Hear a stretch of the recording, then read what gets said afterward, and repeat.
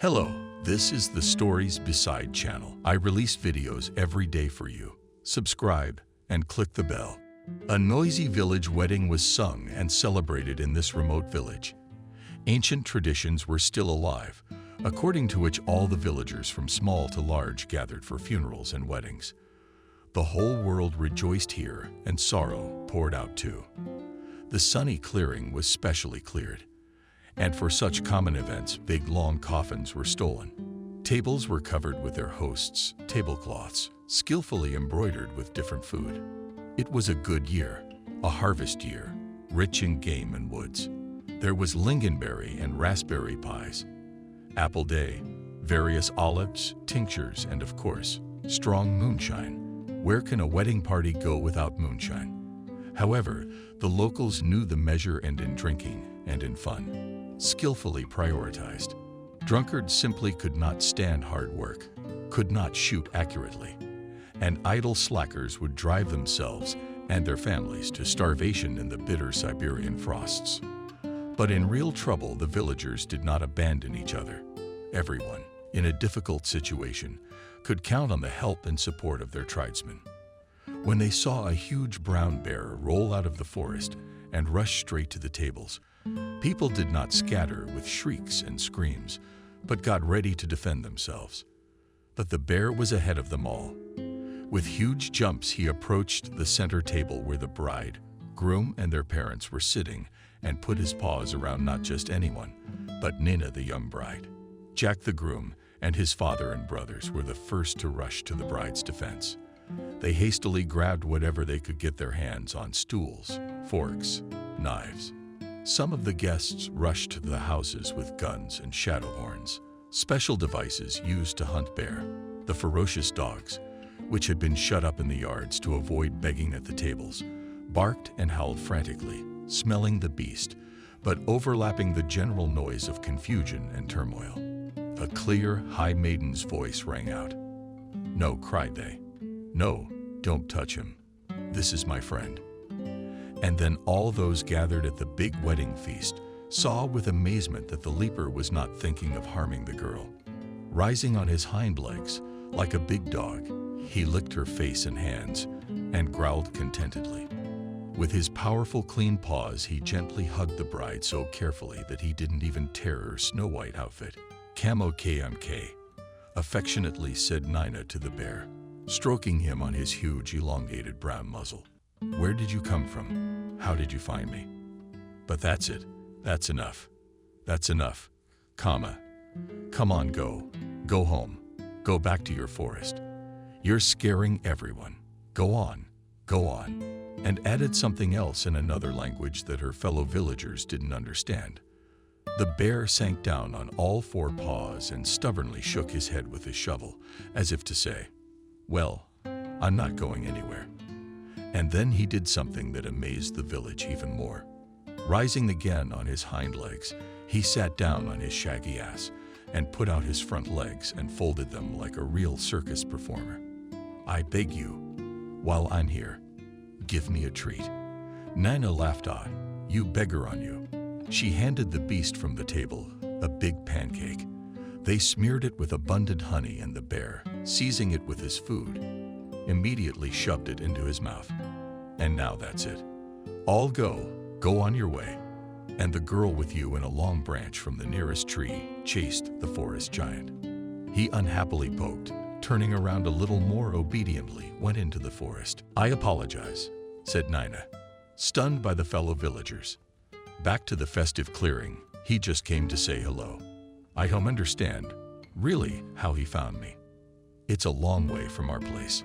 "So he's tame?" Jack asked, and everyone else gathered closer, burning with curiosity. "It's not every day you see a fragile girl chasing a huge bear like a cow." "Yes," nodded Nina, "was tame." A shadow came over her face. "He's the reason I got chased away." That's what Father Jack, the gray-haired, lifelong hunter Peter, head of the village council, said. "You didn't tell us, daughter." "It was hard," Nina sighed and grimaced. "I didn't think I'd ever see him again. It's been so many years. But you must tell us the story." Somehow her father-in-law replied, like on the night of the big full moon around our communal campfire. Am I right? He turned to his tribesmen. Yes, yes, that's right. There were cheers of approval. It's not good that our people don't know anything about the wild beast that may come to us again. All right, the girl nodded. I'll tell you. All right, smiled Peter. Now let's have some fun. The year Nina appeared in this village, forest fires were heard, destroying all living things for many versts around.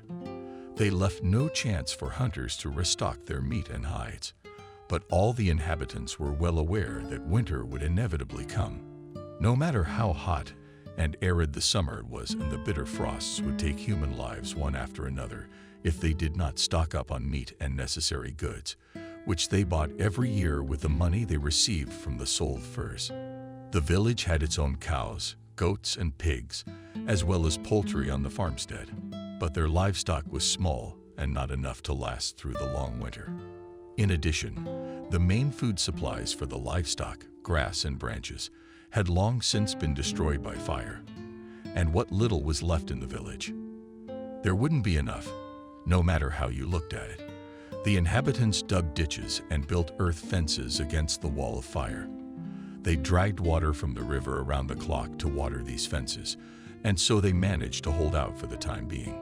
But still something had to be done. The only way out was to go through the taiga far to the east, where two rivers merge, forming a natural barrier to the wild flames. Having crossed the river, the hunters could count on the prey in those lands rich in beasts and birds. True, it was the habitat of the indigenous small nations that had inhabited the land for centuries. But the territory was vast, and their tribes so few in number that a bunch of hunters could not significantly reduce the chances of their distant neighbors to replenish their own supplies. It was decided at the local council that Peter's eldest son Jack would lead the expedition. Peter himself was to stay in the village and protect the men in case of various emergencies. With Jack volunteered those 15 more experienced hunters. Thorough packing took a whole week, and finally, everything was ready. The brave men were seen off by the whole village, greeting them and wishing them nothing but good luck. They were away for a long 3 months and returned to their home village only when the migratory birds began to gather in flocks, and in the morning, puddles and small streams grabbed the first scraps or docks. Hunters brought on big bandages of milk mine, a lot of smoked skins, and salted and war meat. There were deer, elk, zebra, and carcasses. While the whole village was oohing and awing at the unseen booty, Jack, taking his father aside, said to him, "Father, I have another find, but it is neither beast nor bird. I purposely did not show it to everyone at once, because it is very frightening." "What is it?" The father looked at his son in surprise. What else had he caught in the net in the faraway lands? "Here she is in Jack, under a pile of skins folded like a tent." He led out by the hand the teenage girl of unusual appearance of mongoloid facial features. There were few indigenous people here, but the faces bulging, broad cheekbones, dark, lustrous eyes, and well-defined eyebrows matched the milky white, as if porcelain skin. She wore a long shirt and highlighted from the soft line of skin, with no arms skillfully sewn beading the same stockings on her legs. "Who is she?" Peter regarded the girl with amazement, and the girl, embarrassed, covered her face with folded palms. The son pointed to the east, as if from here he could see the distant land where her tribesmen dwelt. "She was all alone in the deep taiga. We found her almost starving to death at first, but we kept her warm and fed her and treated her wounds. She hardly spoke our language. When we reached the hunter, we found a fat man, and he was able to question her. She told him her name was Cheney from the tribe. Said she had run away from the tribe and would never go back. We wanted to find her kin and return the foul deed to them. But she, having understood our intentions through the interpreter, began to tremble, wriggle, and shout that she would rather go and drown herself or give herself to the tiger than return to her tribe. We decided that we must take her with us. We couldn't leave the child in the forest, could we?" "Of course," nodded the father. "That would be cruel and inhumane. I guess we won't know for sure what happened there. and it's not for us to judge their customs and manners. But if the girl's made her way, there's nothing we can do about it. We must take her in. Let's go tell the others. She doesn't speak our language at all. We taught her a little, grinned the son, but she speaks her own language well. Peter approached the girl. Hello, daughter. I am Peter, the head of this place. And what is your name? Cheney's strong accent at the same time and on beer pronounced the girl and added funny to twist the sounds. Hello. Well, that's good, smiled Peter. Let's get acquainted. Are you going to live with us now? Daughter, come on, he nodded to his son. Take your find to show people. Since then settled among them, and soon became a full member of this small community. Jack's mother, Jack, is a stern, but fair and affectionate to children woman immediately accepted found into the family. Peter and Hope had 6 sons and no daughters. And now in the declining years, when they could have no more children of their own, God gave them a daughter, so Nancy thought, and began to bring up little Kara as her own child. Without thinking long, she crossed her to Nina, loving her as her own daughter. Nancy and Peter raised their adopted daughter in strictness and love, as they did their own children, and gradually explained to her how their life was organized, so different from what she had known before. They instilled respect for labor, for family values, and explained the basics of God's law, which the settlers greatly revered for miles around. There was not a single Christian church from their village. Yes, they didn't need one. After all, they were all old believers, followers of the teachings of their ancestors. Therefore, in order to bring the little Cheney to God, they made do with their own forces. One of the villagers, chosen as a servant of God, christened her in the name of Nina and drank holy water from the nearest forest spring. The girl quickly accepted her new family and her new faith.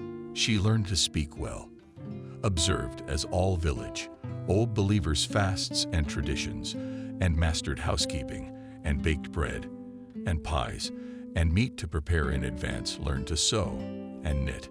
She didn't have to learn much. She already knew how to kill game, how to dress the skin, and in the art of embroidery she had no equals at all. True, they had no true beads, but Peter once brought her a lot of glass and sails from a distant fair. She was not happy under the guidance of her new mother of hope. She soon sewed the whole family beautiful clothes made of skins, decorated with beads, and slowly prepared a dowry for herself, as it was the custom of the ancient times. Time passed, and little Nina gradually turned from something that didn't add up and became a teenager into an adult girl. Her changing prominent eyes looked at others seriously and calmly, as if dragging inside some mystery. The flowing, silk pure, and blue-black hair was so large that the loose could hide the seated girl entirely, like a small tent. Of course, this riot was for the most part forbidden into 2 thick, shining braids, and no invariable shawl was applied over the top, as was proper for the women of her new religion. The girl was not particularly tall, but her figure was impeccable, and she was strong and flexible at the same time. Besides, from her named father, she had learned to handle weapons perfectly and shot a hunting rifle at a target as well as any boy. Soon the village boys began to look back at Nina. Her slightly wild, rare beauty and independent manner of holding attracted suitors like a magnet. More than once and more than twice, she was sacred to all the rules. They came to call and to her father, and her mother brought good gifts. But proud Nina rejected all offers. Finally, losing patience, her parents decided to have a serious talk with her. Nina, dear mother began, my father and I are worried about you. Why? The girl asked calmly. You've already turned down the 6th suitor. Soon we'll be out of suitors. Let Nina, though she changed her name and religion. She was as nonchalant and non-verbose as her native people. What do you mean? Let her go. Her father looked at her carefully.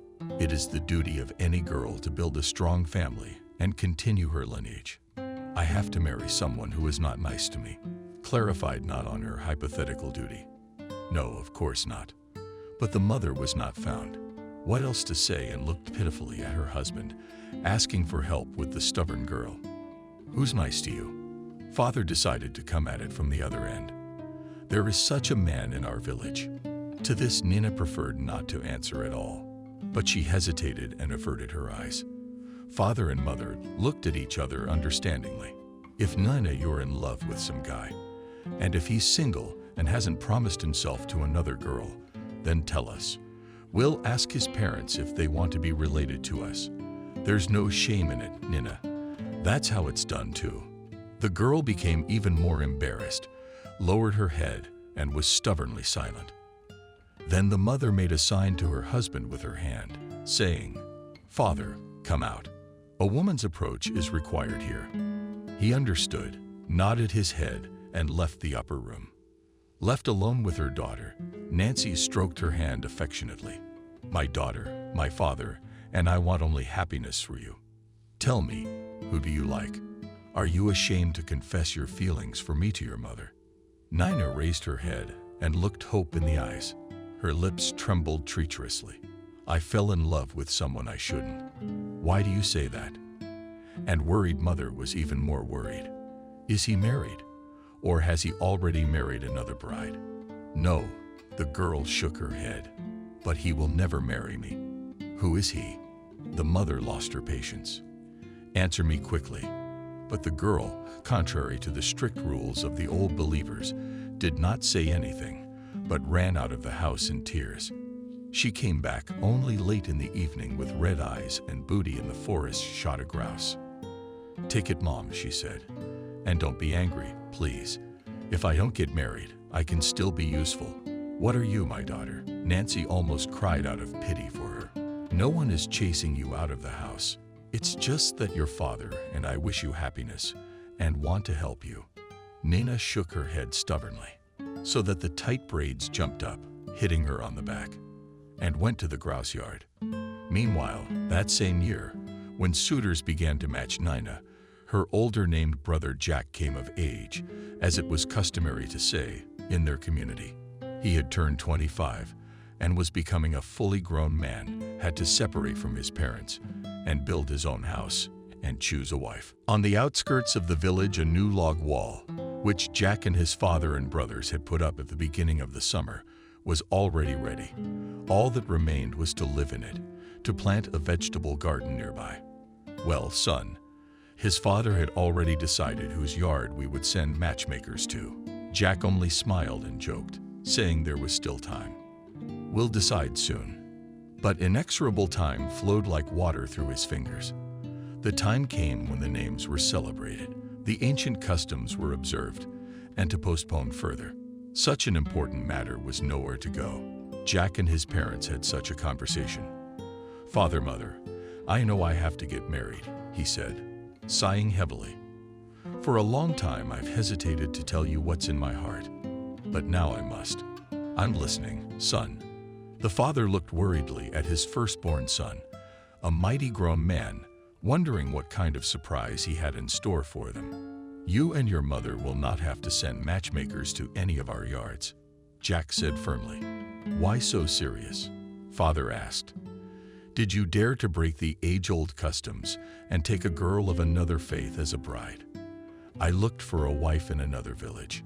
Peter was indignant, and the tone of his questions was threatening. "You know what will happen then, don't you?" "No," Father told Jack firmly. "You don't need to remind me of our customs, do you? I'm not going to marry a woman of another faith." Mother, silently present at this conversation, sighed in relief. "Then what is still harsh?" Peter asked. Jack hesitated for a moment, then shook his head. It wasn't. And decisively exhaled. "Nina, meet Mila, Father Nina." Father and mother said it at the same time, and that double exclamation sounded like a guilty verdict. "Yes," Jack answered firmly. "I know she's my named sister, but she's not blood." The parents were dumbfounded and silent, not knowing what to say. Jack continued fervently. "I fell in love with her a long time ago. Sometimes I think it's been ever since.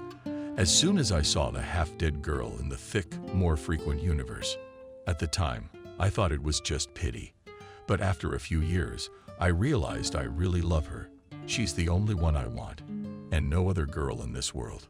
Father, mother, as a matchmaker myself, I ask for her hand in marriage."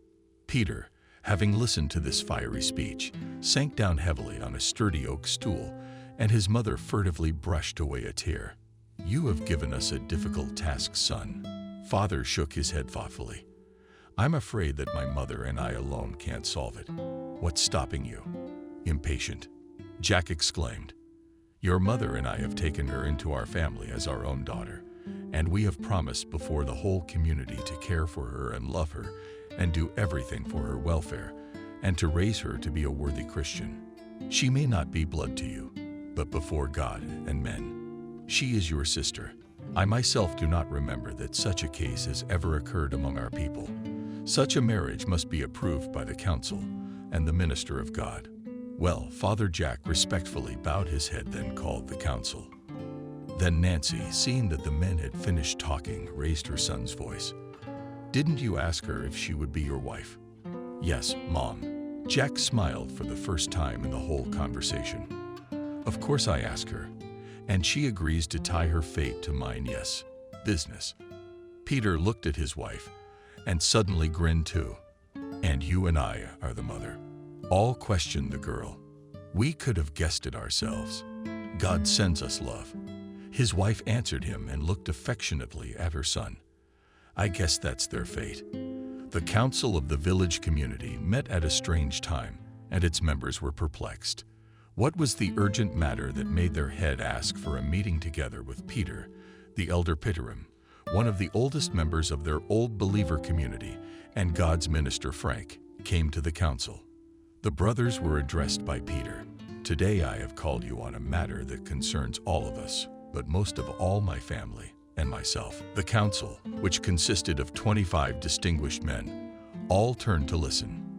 "My eldest son Jack has recently come of age," Peter continued, "and you all know well that he must now separate from his parents and choose a good wife."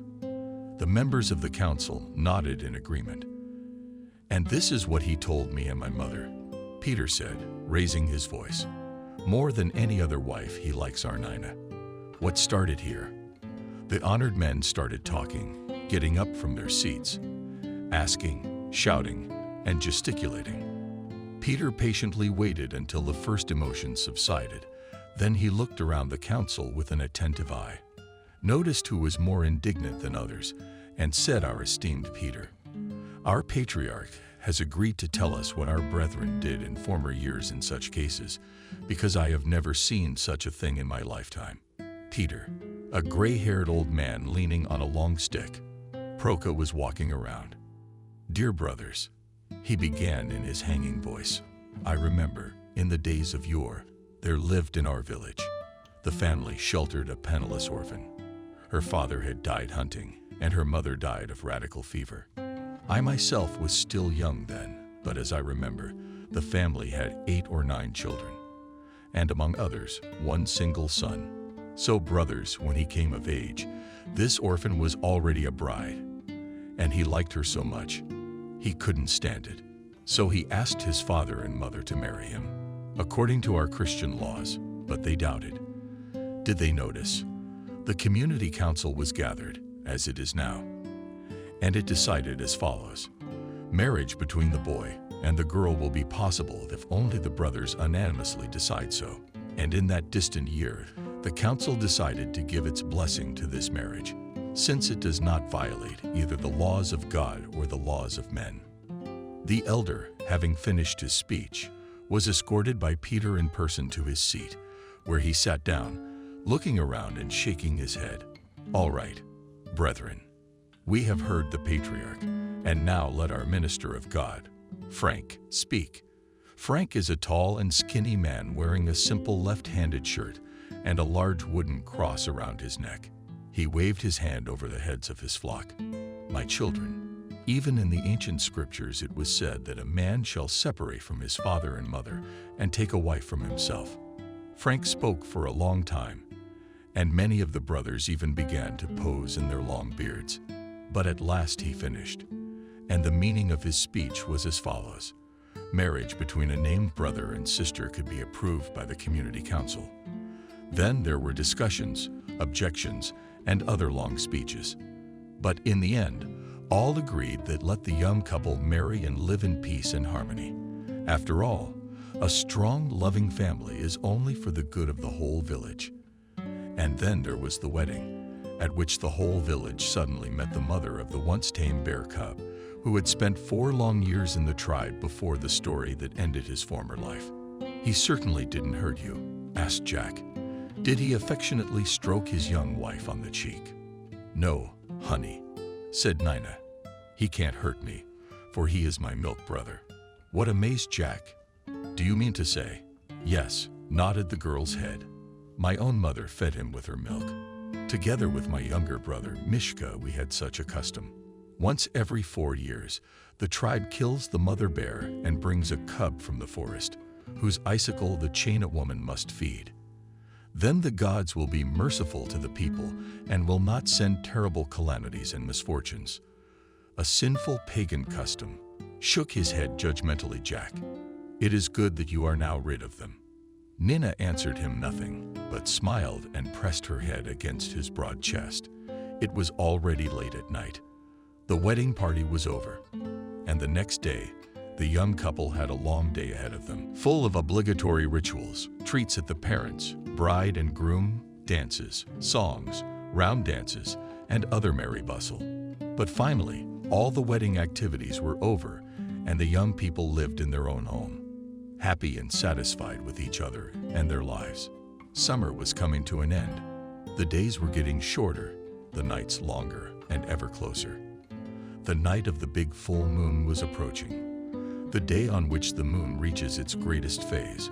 For the first time since the autumnal equinox, on such a night was considered necessary, after the obligatory recitation of prayers, to tell and listen to different true and not so true stories, scary tales, and ancient legends. This was mentioned by Peter at the wedding after the visit of a brown guest who had not been abandoned. The whole village, excluding very infirm old men and small children, gathered around a big hot fire, into which dry logs were tossed all night until dawn. And Nina, as promised, began her story. "I was a very young girl when the hunters, led by my father, solemnly brought home a baby bear cub, quite blind from the bag, and handed it to my mother to feed with her own son. My father was the chief of a tribe, or rather one of the tribes called Anai. They built a special cage for the bear cub, because bears grow up fast, and soon he moved in. For 4 whole years, the Ainu people nurtured and cherished their Kama bear cub, and fed him the best food from the chief's house.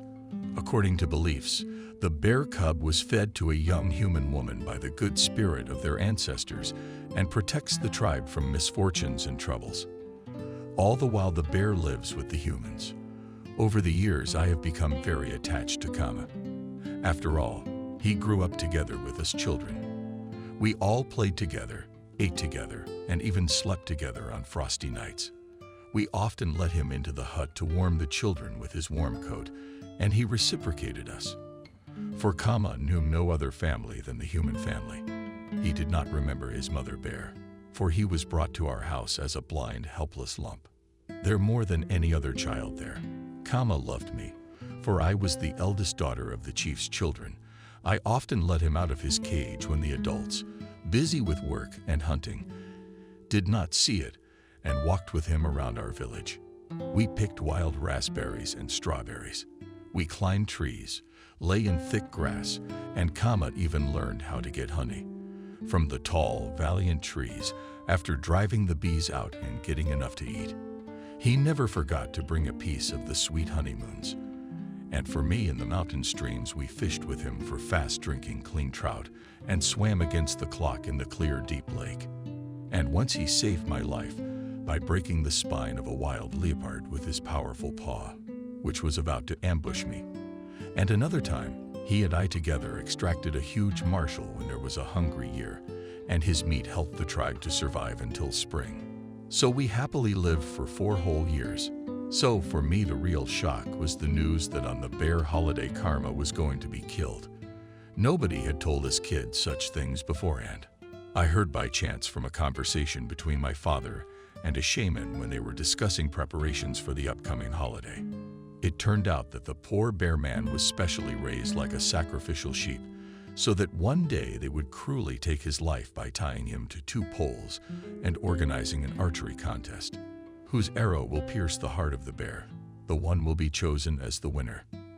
The joust will receive rich gifts and be honored to cut off the bear's head and eat its heart out of grief.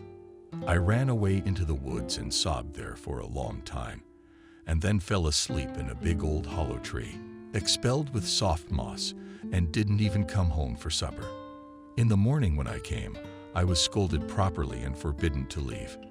You will stop. But I already had a plan ready, how to stop them from abusing Kama, my favorite milk brother. On the sacred day of the bear festival, guests from the other Athenian tribes began to arrive in the morning, and everyone was welcomed as a dear guest was treated with the finest food and poured drinks and mirth and hearts and strength and spirit. My father, the chief, displayed all his wealth. As he did the dishes, the pattern, the clothes, the swords, the ranks, and diligently served all the arriving guests. Then they looked at the bear sitting in his cage and decorated his bandage, hut limp, and beads. Soon it was time for games of jousting and dancing. The whole population went to Galena, where everything was arranged for the feast and the bear pillars were put up. I pretended to go with everyone and then quietly slipped away unnoticed. In the crowd, I ran to my hut, opened the cage, and took Camu. He and I ran away into the taiga, as we always did, and soon we were far from home. For 3 days we walked north, intentionally looping, blowing off our trail, and sticking to the streams to evade the chase. I knew they'd be looking for us. They'd send hunters and dogs after us, and if they caught us, they would kill both Kama and me mercilessly. Things like I've done are unforgivable. No one in my tribesman's memory has ever seen a bear intended for sacrifice escape. The old men told me that in the past, if any unforeseen circumstances suddenly prevented the scheduled sacrifice, it meant terrible misfortunes for all tribes. But for a tribesman, a child, and even the daughter of the chief, to help a bear escape, I'm sure it had never happened before. But I just couldn't do anything else. Not with the pitiful look in my dark eyes. I just couldn't go on living there if someone got killed. He was like a brother to me. He was better than a brother. She was silent for a while, gathering her thoughts and remembering the distant tragic events, and then continued. When my mother and I had gone far enough away that no pursuit could find us, I began to chase him away from me. After all, a wild bear should not live with humans. I wanted Kama to go into the taiga for good and learn how to find his own food, how to go into a den for the winter like other bears. But he didn't want to leave. He only stared at me uncomprehendingly and came back to me again and again.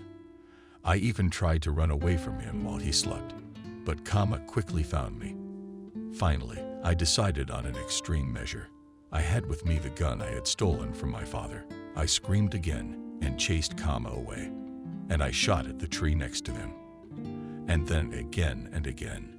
He got scared and ran away from me up the slope, and I shot and shot and shot after him, until I ran out of bullets, and then I collapsed in the grass and cried bitterly.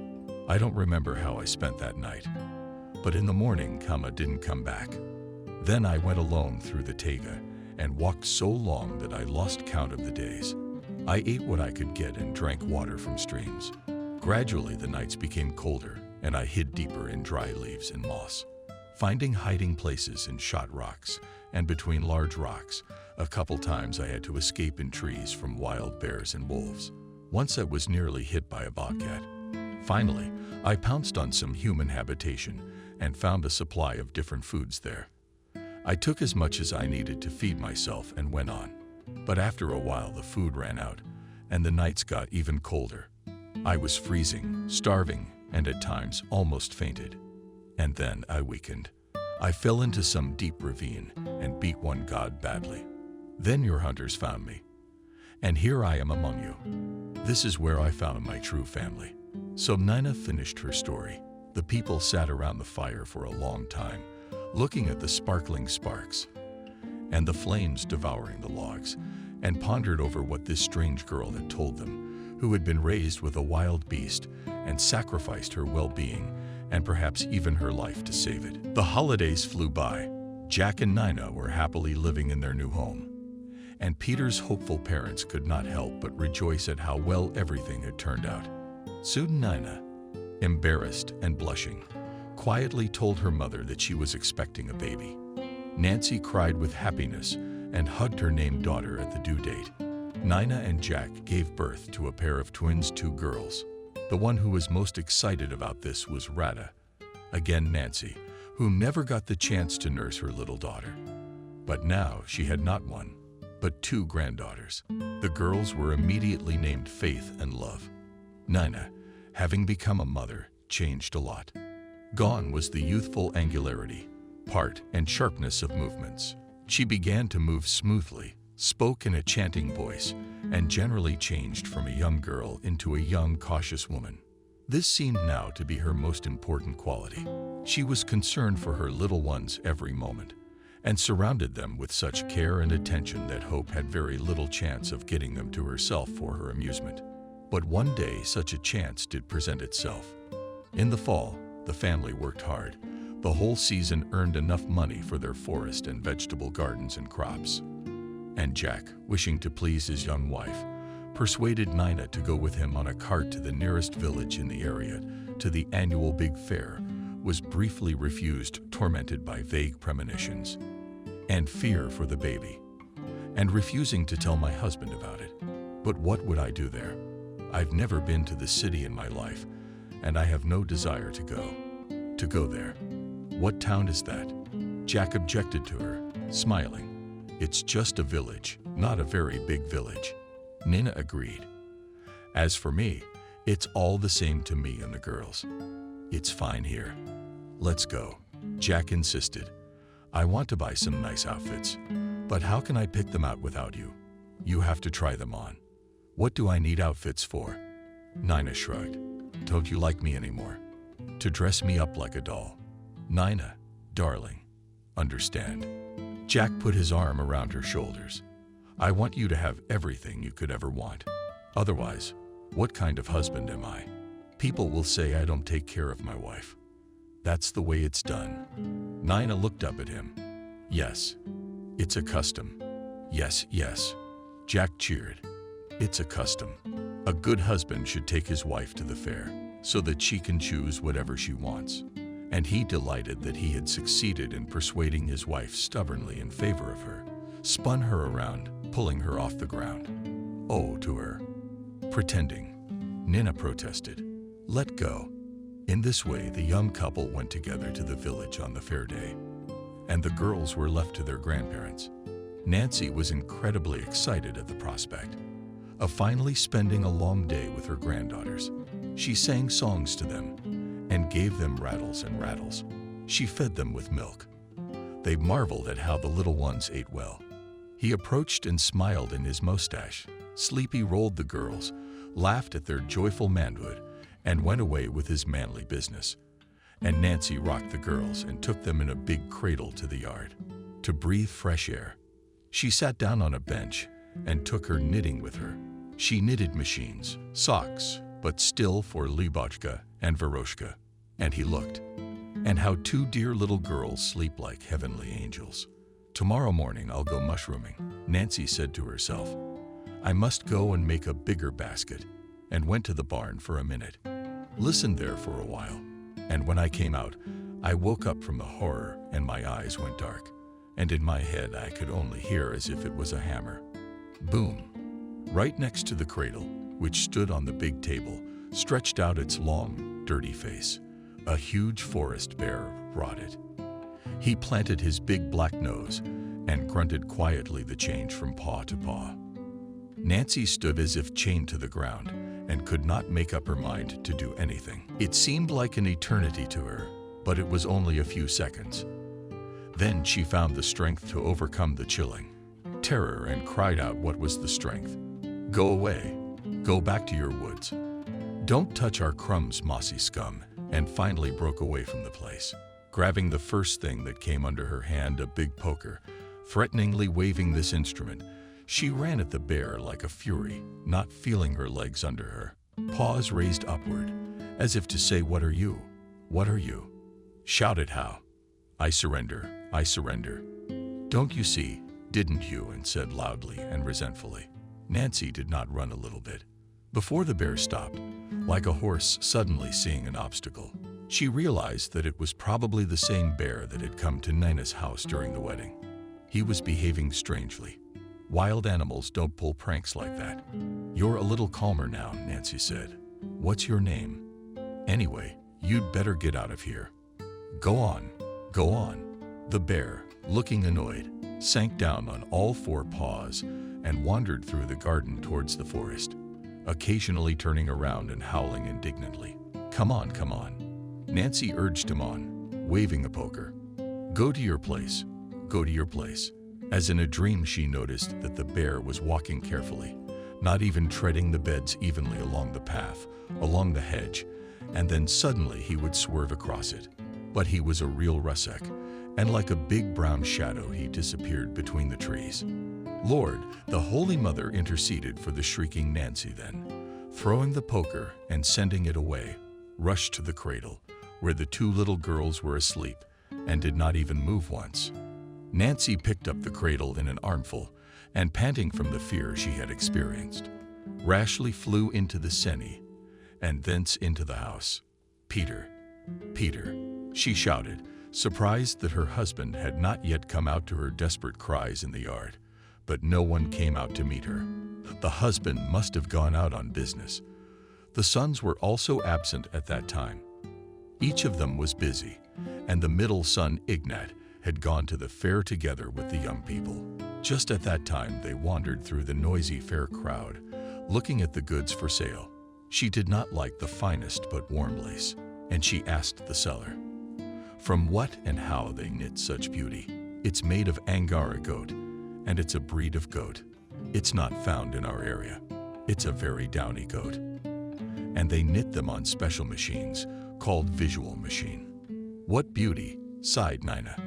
"I would also learn to knit such shawls and sell them as your skins." "We'll buy them. Give us a deadline." Jack lit up, finally learned that his wife's heart will please at the end of the season. Big submarine to the city will go. "I'll throw myself in with them. And I'll give you 1,000 there in Kazajic and a visual car." Nana smiled at him gratefully, and it seemed to Jack that bright sunshine lightened the gloomy autumn day. Jack called out to him from behind, "I'm looking at you, or not you. What are you doing here?" They were approached by a tall man with a beard and wearing an unfamiliar high-neck sweater, a jacket with rivets and patch pockets. He smiled at Jack, and bright lights flashed in his laughing blue eyes. "Oh, San Nikolaevich." Jack rejoiced at him. "Yes, we've come to the fair to have a look, to buy a little. Let's get acquainted. This is my wife, Nina." And he proudly pointed to his beautiful wife, who, embarrassed, was proud of a delicate pink blush. "Congratulations, I didn't know you had time to get married," laughed the familiar Jack. "You, madam, are so beautiful it takes my breath away." He smiled, mean, and bowed his head respectfully. Jack's mate was a geologist, and for the first time they met in the taiga far from here. San was a young specialist who had come on his first independent summer expedition. He was on the trail while making a geologic map invented on a backwoods swamp. But as luck would have it, Sam Jack and his brothers were hunting not far from the deep swamp.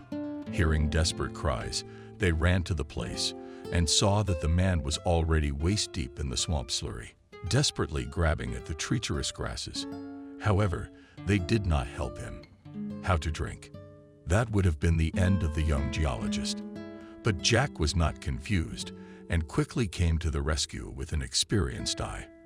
Assessing the situation, he quickly looked around and found what was needed: a large dry tree piled up for all it was worth along with his brothers.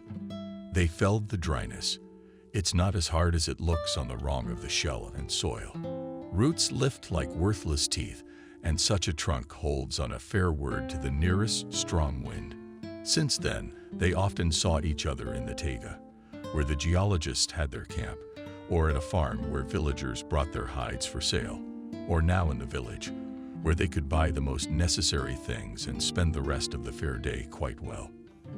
By the way, in the year when the village hunters went to the east and found little Chinny, Sam came to the village in a big car and brought a whole body of different canned goods and products. It was a great help for the people who were suffering the plight of the people. Since then, he and the other geologists were very respected by the old believers and often helped them to make geolocation maps, knowing the neighborhood and the taiga like the back of his hand. All this story friends told now briefly, and Nina and Sam, having found out what exactly interested the wife of a friend at the fair, said, "You will not find here a visual car to go to the city, only to waste time. I will send you from the city to go home at the end of the season, and by Christmas you will have Nina. I don't know about goats. We'll look for goats here." Jack laughed and clapped his friend on the back. "Thank you, brother." And Nina, overcome with embarrassment, thanked Sam too. "I got married too," Sam said. "And I already have a son. He'll be a year old soon. I see you've accomplished a lot. In the time that we have not seen you," suddenly Jack answered him and laughed.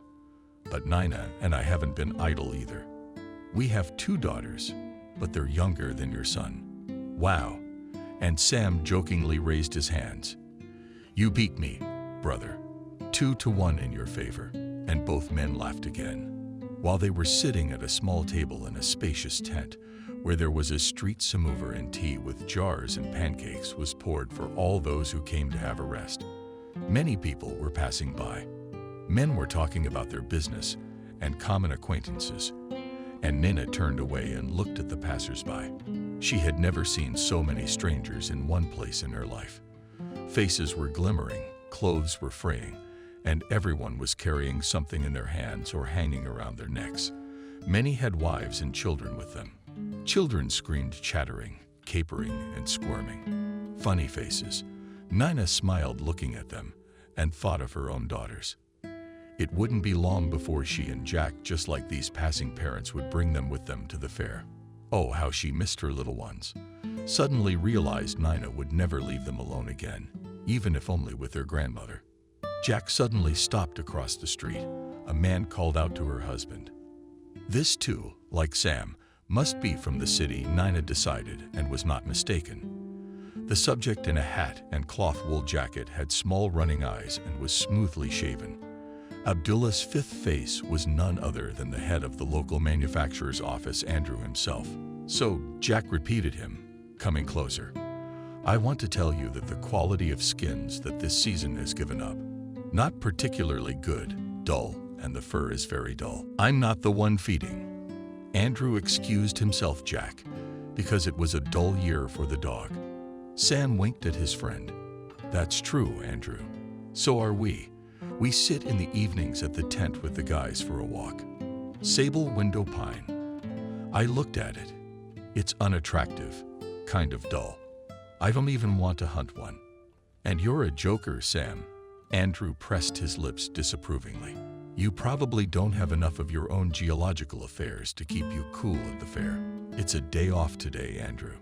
Sam jokingly fought back, knowing Andrew and his tedious character very well. Everyone has a legal vacation. You too, as we see, have come to the fair. And not in the office. "I had to," Andrew said. "My wife wanted to see something. I've got a headache from all this fuss." Then he noticed Nina, who was almost hidden from his view by the powerful figure of Sam. "Who is she going to be?" Andrew asked, as if to himself, as if Nina was not even present, but he was looking at her. "This is my wife, Nina," replied Jack. That's how interested Andrew responded. "Very, very much. Congratulations." And with a mixed feeling of annoyance and surprise, he looked at Jack. "She doesn't look much like your villagers." "She is," Arena said Jack, "but has now embraced our faith."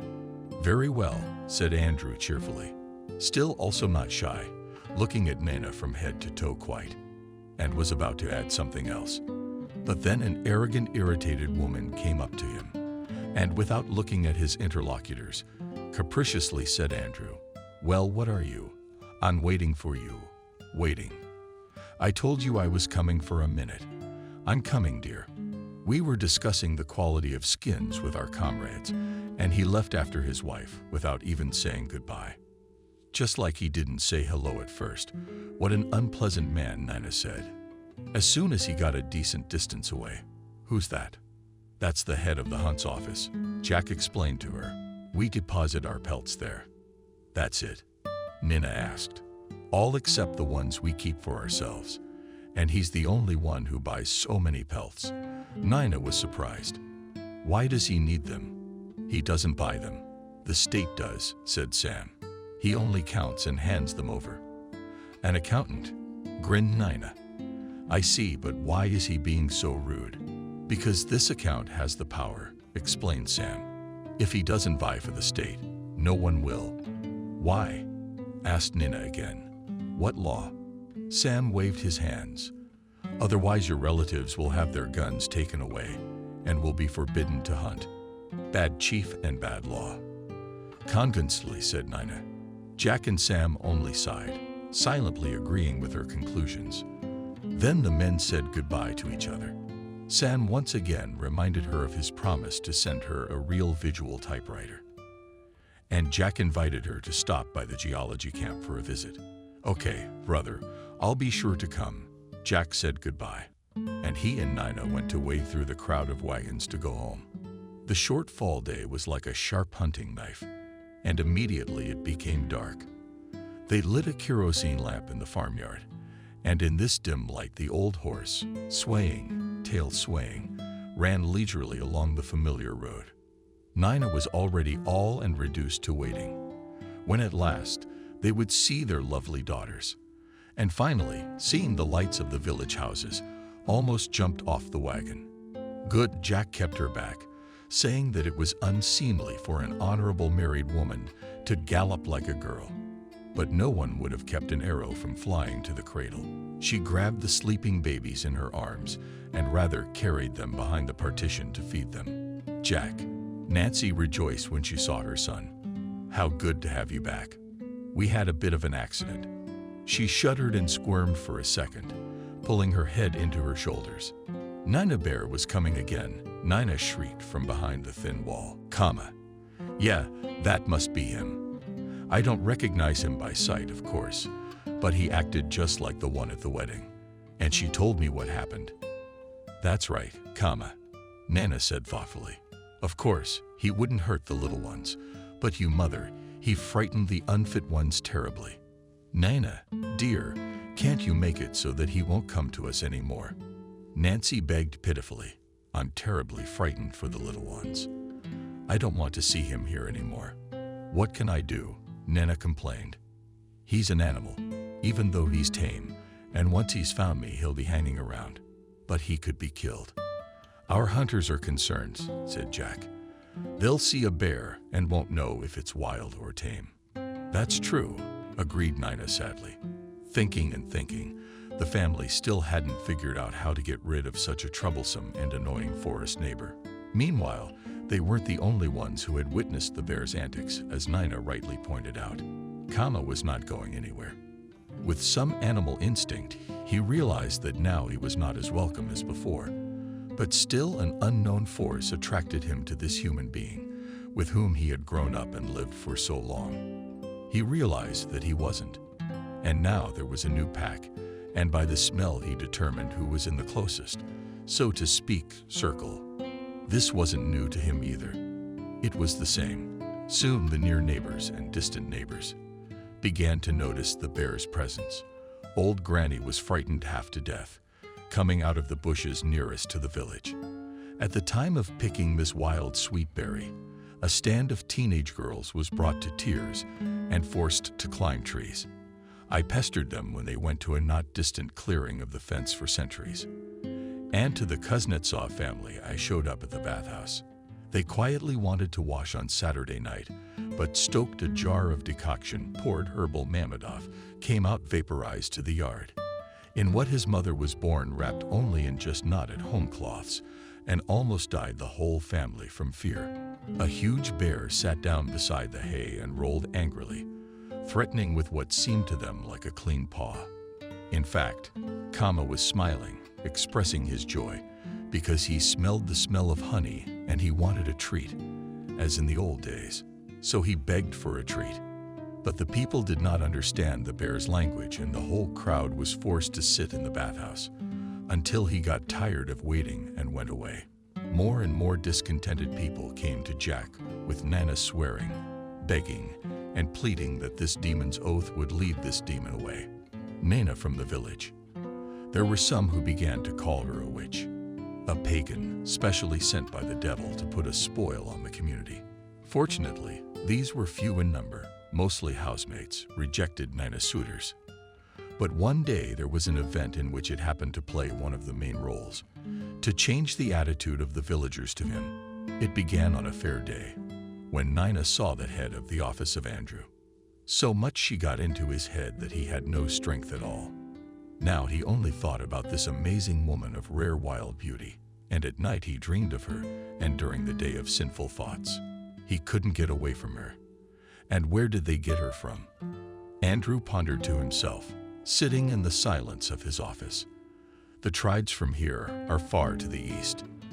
But is there any justice in this world? Why didn't this Jack Redneck get such an appetizing aborigine? I got my Nina.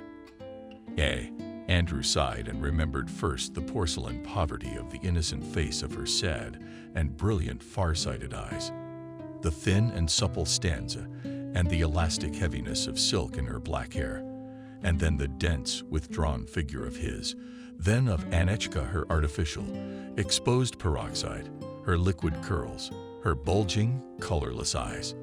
And he became so nauseous that he felt like going to the noose. He shouted then, and immediately his secretary's cute face would appear in the doorway, and his knee would open, smiling, always ready to oblige. "Maria," said Andrew, "make me a cup of tea." "Yeah, stronger." "Okay, Andrew." The girl smiled happily. "And the incoming, when we will sort out the incoming, what would Andrew muttered. "Then the inboxes. We'll have time for that. In the meantime, let's have tea and candy." Tortured. So Andrew thought and thought and thought for weeks. And finally he thought of something. He thought he'd have the village inspected for hiding extra skins. It's unlikely, of course, that the old believers would claim to be keeping anything extra. But before and without them, it was not about that at all, but about Nina alone. Andrew wanted to tell the story again. So he said to his faithful assistant, "Let's write an order for the year in the office. Here's what we're going to do. To appoint a scheduled inspection of hunting villages for hiding surplus hides and their animals from the state. You've written a paragraph now. Write more. The inspection shall be carried out on a random basis. The object of the check. Village. Number signature. Let me stamp it. That's it. The order is ready. Time to hit the road." Usually Andrew to Death, who did not like these torturous control trips, appointed one of his employees to be in charge of the event. But this time, of course, he went personally, bringing with him, in addition to the chauffeur, only a small clerk. The inspection was a complete surprise to the villagers. It always happened that the inspection plan was written out a year in advance, and although there was no telephone or telegraph in the villages and hamlets, word of mouth reached them. If someone had a snout in a cannon, they had time to bury the surplus. Sudden inspections, or more precisely, raids, Oblava took place only on poachers' caches. But there were already involved completely different bodies than the sleepy one. In a year, the office under the leadership of the same sleepy Andrew. The road to this godforsaken village made him tired. There was such a bread press, first not solid snow. Such gray morality was swirling around that Andrew safely fell asleep. Both monotonous jolting, and asked for juicy roads. He awoke to the car standing up. The chauffeur and the clerk sat with stony faces. "Don't you dare wake up your superiors," and the villagers had already begun to gather around. Surprised by such an unexpected visit, "Why didn't you wake me up?" swore Andrew, looking around and blinking sleepily. "Where's my briefcase?" "Here, Andrew." The subordinate cheerfully jumped off the back seat, obligingly opened the front door and handed the boss his showpiece. "Let's go," muttered Andrew, climbing out and emphasizing the legs frozen from a long, monotonous pose. "Who's in charge here?" he asked glumly to the gathered people, not greeting anyone in his usual manner. Immediately, someone went to call Peter, and he came a few minutes later, cheerful and smiling, but wary. "To what do we owe?" Peter asked Andrew. "Are you here on business or in need?" It was the usual greeting for uninvited guests in the village. But Andrew found it disconcerting. What need could the state have? He rudely threw himself at Peter, thinking he was talking. "We're here to check on you." There and then he jabbed his finger at his own order. "Look, good." Peter shrugged his shoulders, having run his eyes over the paper. "We have nothing to hide." "Really?" insulted Andrew, fake smiles. "But we received a verbal tip that there is a stash in the house of Zach Jack. Sable pelts, otherwise hidden from the state." "No way." Peter was amazed. "Who could say such a thing? Jack is my eldest son. He has no secret occupations. Here, we will check it now." Andrew replied with a grin. "Take me to him. Let's go." And Peter, shrugging his shoulders, went to show the way to his son's house. Jack at that time was chopping thick princely logs already sawn into short logs in his yard. I decided to get some wood for the firewood. It's not enough. He seemed lazy. Nina was doing chores in the house. "Good afternoon." Son said hello to Peter for both himself and Andrew. "Here's a comrade with a checkup to our place. They're looking for hidden pelts." "Hello, Father." "Good afternoon, Andrew," Jack said politely and calmly, with a strong movement there from behind the axe into a healthy stump. "Come in, please. We have nothing to hide." "Nose, what do we have here?" Andrew asked businesslike, entering the upper room. Nina, seeing a stranger with her husband, she threw an embarrassed ouch and rose from the table, where she promised vegetables, ready for dinner. "Hello, beautiful," addressed her Andrew as affectionately as he was able, but still arrogantly, as the situation demanded. "They say your husband has some surplus skins stashed away." "Who says?" Nina said calmly, knowing how to control herself in difficult situations. She looked Andrew straight and firmly in the eyes, and Andrew got goosebumps on his back from her piercing gaze and felt a pinch in his chest. "People." He finally found him. "People say we're going to see if it's true, don't we?" Nina said nothing more, only shrugged her shoulders, glancing quickly and questioningly at her husband. He smiled reassuringly. "What can we do?" "Let them watch." Andrew, in the meantime, developed a flurry of activity, looked all over the hut, in the chests, under the benches, in a large tub of water, made his subordinate fry. The owners almost laughed out loud, that he was crazy. How can you hide skins in water? Then he asked, "Where's the cellar?" Jack answered, "Please come through." In the cellar, as expected, there was nothing but homemade goods and a big toad. "Would you like to go into the cellar?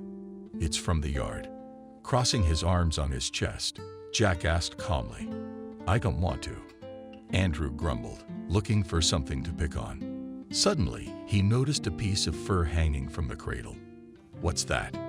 he wondered, stepping closer. "A baby's cradle," Nina answered, perplexed. "We take them outside to sleep in the fresh air." And she pointed to two well-fed babies who were crawling happily, squealing in the corner of the upper room, separated from us by an equally furry pelt. "What kind of pelt, I ask you?" Andrew rejoiced. Finally found moose about it. "It's a wolverine," explained Jack. "It was brought from the east in the year of the great crop failure when the fires were raging." I remember. Andrew brightened up. "I didn't see any wolverines in the inventory then, but there should have been," Jack answered judiciously. We all presented that we had extracted ourselves, left, as usual, the due share.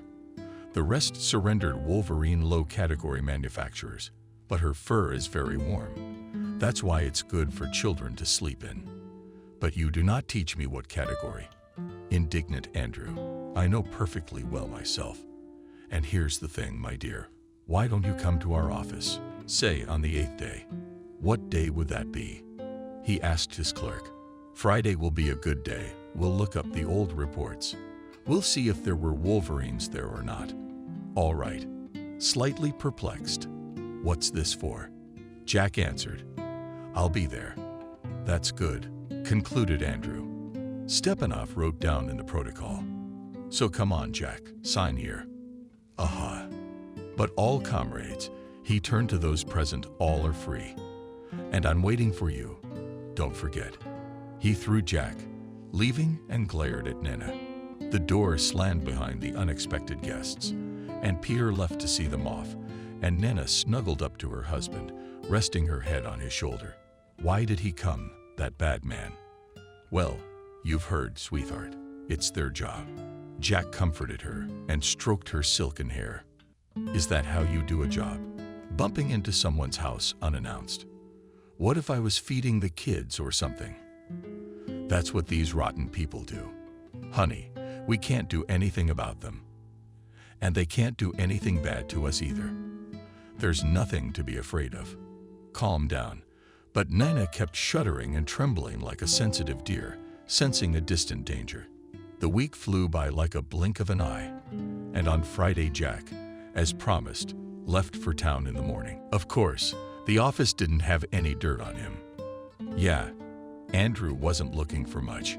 He needed something else to lure Jack out of the house under any pretext. That's why while Jack was on the road to the village, Andrew drove a car in the opposite direction, but told the chauffeur to take a different road, longer but cleaner, ostensibly to save the car. The secretary, leaving, gave instructions that when Jack arrived, she should tell him to wait for a couple of hours and only then to look for the necessary papers. Take his time too. Have Deputy Andrew sign the deed. And he himself urgently needs to go to the district center. Called by telephone. Okay, Andrew, dazzling smile, Maria. Good roads for you. Thank you, mumbled her boss, and loaded into the car. This time he was awake and impatiently waiting. The long drive took almost twice as long, but Andrew was rewarded by the fact that he would soon see Nina. He arrived at the place and ordered the chauffeur, not reaching the village a little, to overtake at the roadside, ostensibly to make a secret check himself. He got out of the car after taking a look.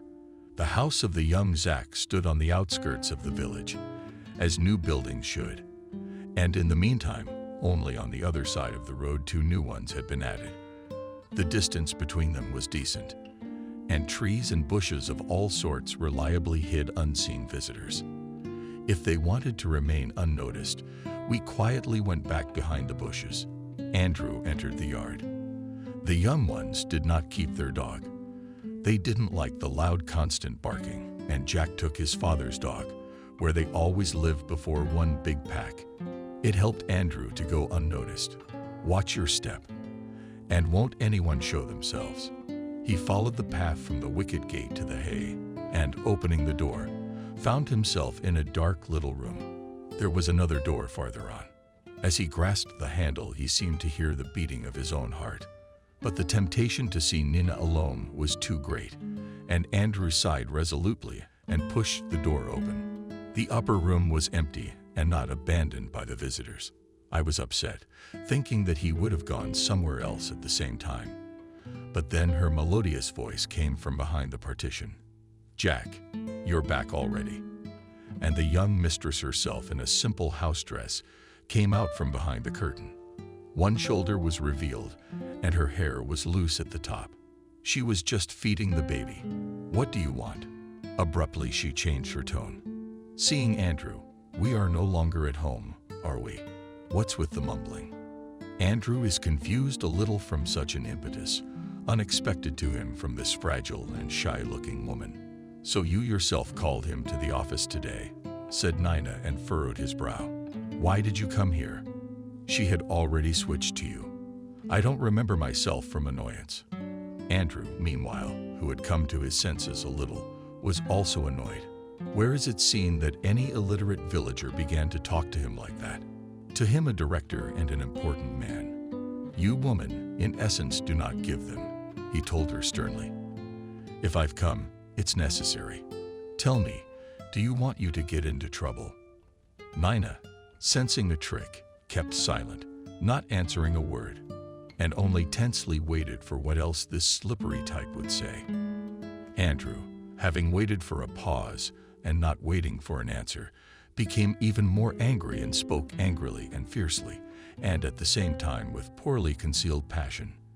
Nina, it is in my power to relieve you and Jack of the checks and difficulties. No one else will ever come to you. No one will ever make you turn in your skins. Only become my mistress, Nina. And he grabbed her hand with his thick, slippery palm and immediately received such a slap that sparks sprang from his eyes. Nina screamed with rage. Get out of my house. I'll tell my husband, mother-in-law, and all the people what a rotten person you are. Get out, or will I slaughter you with my own hands? And she threw a 6 to the table with a swift motion. Fury grabbed a large section and a knife. Stay back, get out of here. Before I shouted to the neighbors, and she moved toward the window, as if intending to open it to shout for help. Ah, you witch, spat an annoyed Andrew, but I still got you a beach. I'll give you that. And he, panting with anger and shame, jumped back out into the yard.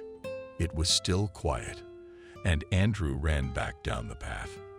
But out of the corner of my eye I noticed, as if some big blurry shadow, at the far edge of the vegetable garden near the woods. Without looking, he jumped out of the gate and rashly rushed in the direction where his car was waiting for him. Nina, to calm the children, went out into the yard and powerlessly sank down on the cold from the rear and the ground, bent from the soul in her sobs. How long had she sat like that? She couldn't remember, but she came to her senses when Kama approached silently, like a cat licking her face, with his hard and warm tongue. Kama the kid hugged the beast. Nina, did you see him? Is it a bad man? Very. And if he comes again, take him away, you understand? To the death. He won't let go any other way. The bear roared in the morning, pitying his girlfriend, and as if agreeing with her words, feed the bear and escort him to the forest. Nina returned to the house, but her husband was still gone. And Jacker at this time was returning home, not on the inlet, but on a car exploration.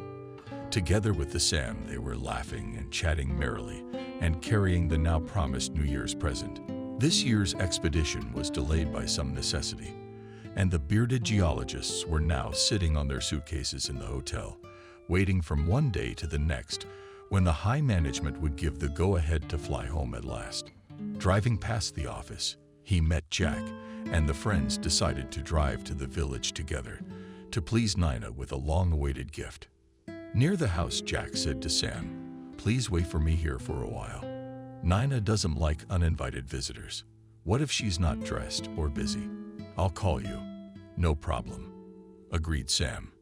No sooner Jack opened the door than Nina literally rushed into his arms, almost knocked him down, crying, banging her head. "Oh, I can, but my breasts," and blurted it all out to him in one breath. Poor Jack, from such a surprise, could hardly speak, so angry. Gently hugging Nina, he took the children into the outdoor cradle. "Let's go to their mother. You need to be with her now." Took the crying Nina outside and made a sign to his friend. "Don't ask." Then Sam realized that something unexpected had happened, so he didn't ask any questions. He just drove his friends to their parents' house. And then he waited again. After a while, Jack appeared again, frowning and sad, and sitting down to Sam on the front seat, told about the perfidy of their mutual acquaintance. But Sam whistled. "Yes, you clearly have no guests today, brother. But don't worry, we won't let you down. You say you got a tame bear around here. He's not dangerous like a kitten," Jack said, "but we can't get rid of him either. That's why I met Nina. Otherwise, she and I would never have known each other. Well, let's go to your place. Since my wife is at her mother's, we'll sit for a while we drink tea and figure out how to help your troubles. And the geologist winked cheerfully at his friend and patted him on the shoulder. "Let's go. Don't be sad." "Yes," agreed Jack. He just now needed someone to talk to calm down, to put his thoughts in order. His first impulse, of course, was to go and kill the bastard. But he could not allow himself to do such a thing when his head was cold. So he'd kill Andrew. And then what? Prison, shame. In the house, her fate for Nina and the orphans for her daughter. Eddie, you can't do it in the warmth of a cozy hut. Having a cup of hot drinks, friends calmed down, and both warmed up. Sam, having listened to the story of his friend under the falcon of the tongue. You've got a fighting girl, Jack. Not everyone would dare to do such a thing. You have to release a sacrificial bear at a bear festival, and not just release it, kidnap it, take it away to who knows where. In the taiga, as they say, hats off to you. Do you know anything about this pagan tradition? Jack wondered. Yes, nodded the geologist. Bear holiday is like our Christmas, only it happens less often. According to their beliefs, the spirit of one of the great ancestors is instilled in a bear cub, and it becomes a guide between this world and the other. By killing it, they release the soul of the ancestor's guardian from the bear's skin. And this soul must return to paradise and tell the deity how well her descendants treated her. For this, their god sends them peace and prosperity. Each tribe has its own bear, and the chiefs of all the tribes living nearby gather for a bear festival. If you say that this bear of yours lived with them for 4 years, so there were 4 tribes, they slaughter a bear every year.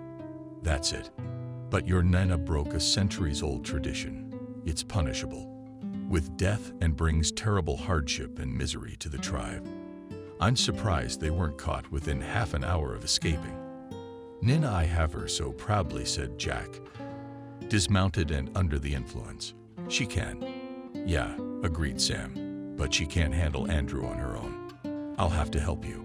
What's on your mind? Jack was interested. Tell me.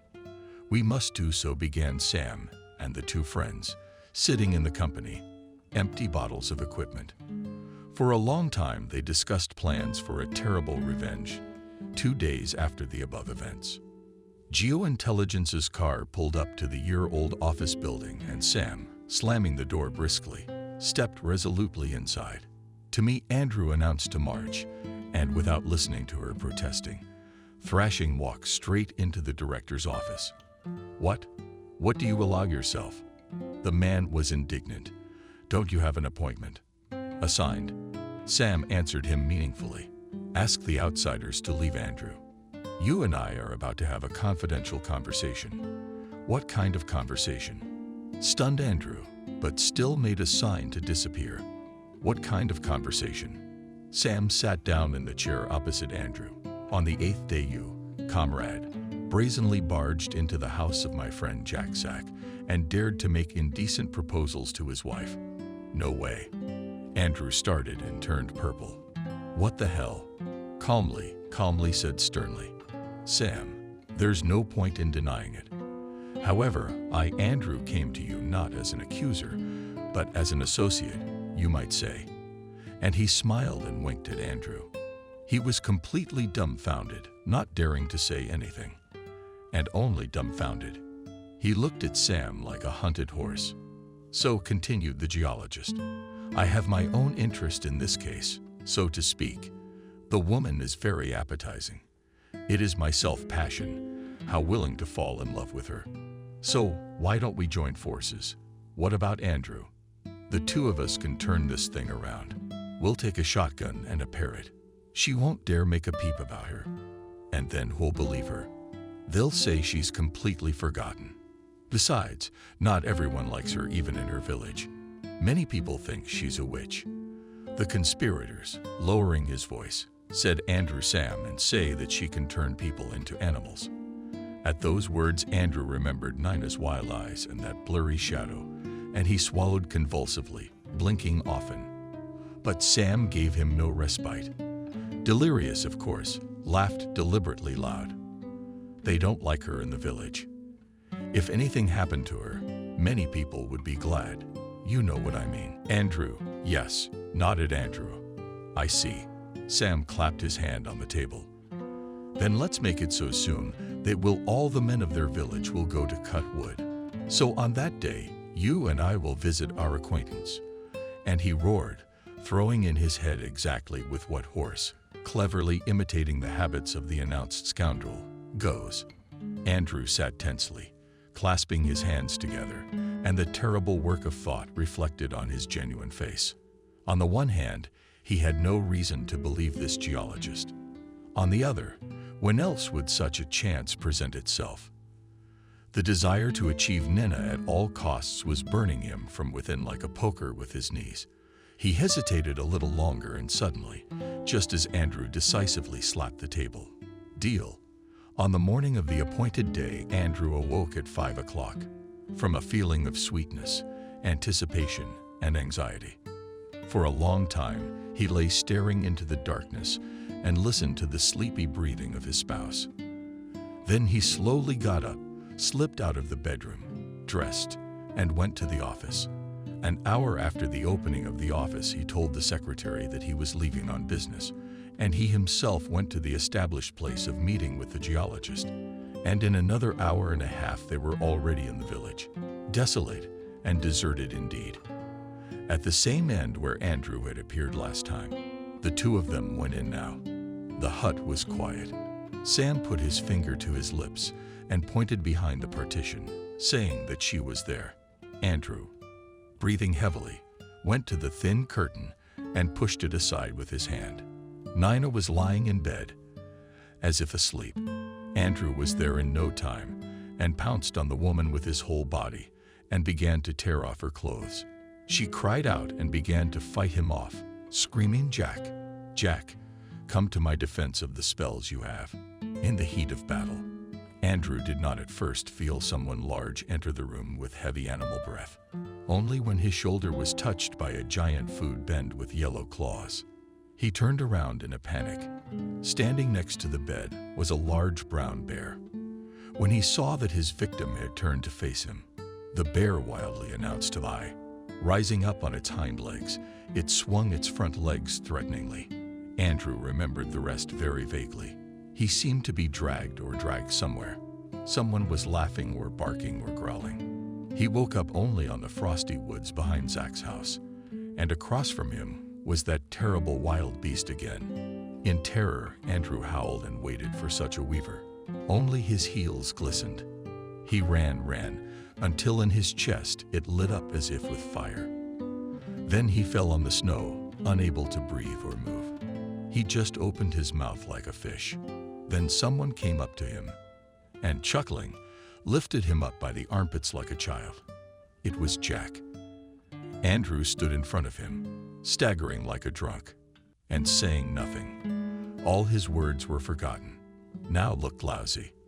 "If I ever see you near our village again, I'll arrest you dead. You got it." And Jack raised his hand threateningly. Repeating the bear's gesture, Andrew pulled his head into his shoulders and closed his eyes, shivering like an aspen in the wind. And Jack added, and carried off into the taiga. "And rodent in part, and your bones are scattered around the neighborhood, dogs. People will say a bear gnawed you, and only your worthless soul, riding through the taiga, unaccustomed, will know that you dared to cross the road, werewolf." Here Andrew could not stand it, suddenly started like a hurt puppy and pissed his pants. Jack also chuckled and loaded the helpless bodies into a wheelbarrow and drove them to Sam's car. The two friends shoved the hapless Don Juan into the back seat and drove him to the village. True, not to the office, but to the outskirts. They went to a bus stop somewhere and handed him a hat and a briefcase. When they pulled up, he was still sitting with Gorby as a typical doll, hugging his black briefcase and swaying from side to side. Some time passed after this both funny and tragic story. Everything was getting along a bit. Nerves calmed down and subsided. The emotions of the villagers very much respected the ideologist who suggested how to nail the arrogant scoundrel in office, and the protagonist of this almost theatrical production comma. Burrow was harmlessly dismissed from the big village.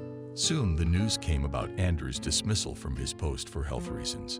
Something with his nerves had seriously malfunctioned and required long-term treatment. It was rumored that he was now completely out of his head, talking about werewolves, and it was unlikely he'd ever go back to work. At Christmas, Nina finally got her welcome gift and some big beacons, but Jack was doing his best to find them in the not-too-distant future. Nina was pregnant again. She whispered secretly to her husband that this time they would have a son. She knew, she said, by some feminine omen of her own. With enthusiasm, she took up knitting on her new machine and quickly mastered this clever craft. The first successful shawl she solemnly handed to her mother Hope, and another she asked Jack to send to Sam to give to his wife Kama. Stubborn fool, as the village affectionately called him. He never went anywhere. He kept wandering and wandering nearby, but no one was afraid of him anymore. Finally, the approaching winter looked in this stubbornness, and he lay down in hibernation. Faith in himself had den right in the plants of Jack's vegetable garden. At this speculative sight, came to look and laugh. The whole village tame bear in the vegetable garden to sleep. But where is this scene? Toward the end of winter in the surrounding villages and hamlets, there was a rumor that a ferocious bear had risen in the forest and had already killed 3 young stallions of the forester. And the old man himself barely survived. Protecting their pets, Nina and Jack, hearing this, immediately went to check their pet bear, but when they found it peacefully sleeping, they calmed down. But the pooch didn't rest. Nailed a few more cows in a neighboring village, climbing right into the barn, and in the spring killed with one blow of his powerful paws, the best bear husky in the whole neighborhood. Having come to the street by the time of the noisy dog wedding, all the men hunters began to think what to do with this beast. They decided to gather a few men from each village and raid it. It's said and done. There's nothing to delay long. Peter and Jack volunteered, of course. Nina and Nancy were shaking with fear like 2 aspens in the wind and dissuaded their men. But were they to be dissuaded? To do their duty to the community, so they said. And at Nina, already nervous in her position and heart just a tit in the chest, jumped. Foreboding batted, so and smothered, so and tormented.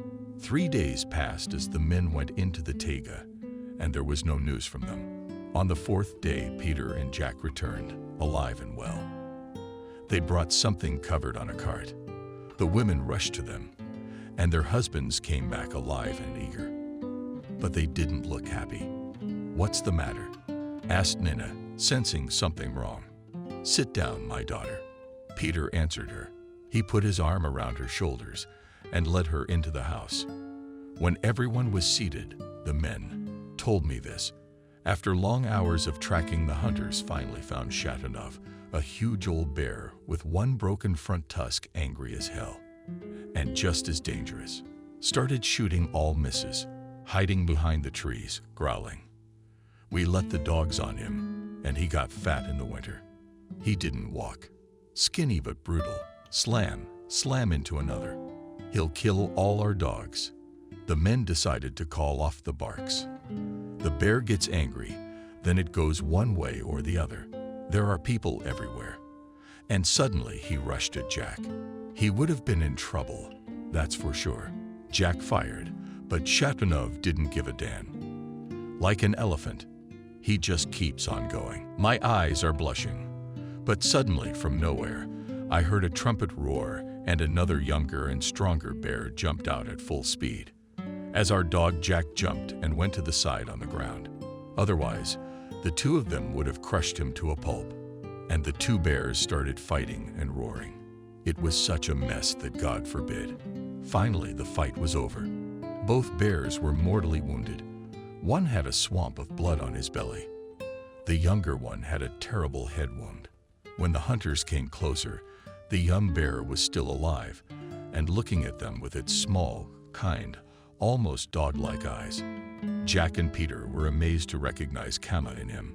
Barely having finished listening to Nina's howl, Alina jumped up and ran to the cart from the movie. She began to stroke the dead bear and whisper to him in tears various affectionate words in her native language of the Chena tribe. Kama was buried, and Jack was buried a little farther from the place where he had made his den. And in the middle of summer, young Zach gave birth to a boy, a pretty, large Butasov with black hair like his mother's. Peter's grandfather, coming to congratulate his children, asked what they thought to name the newborn. Jack said, a little embarrassed, that he and Nina would like to name him after Grandpa Peter. But Grandpa just shook his head and said he'd rather have another name in honor of a good friend who saved us twice. Though they say animals have no souls, but this one was an exception. Name the son Michael, and the whole family, who smiled and who brushed away a tear with gratitude, accepted this kind fatherly advice.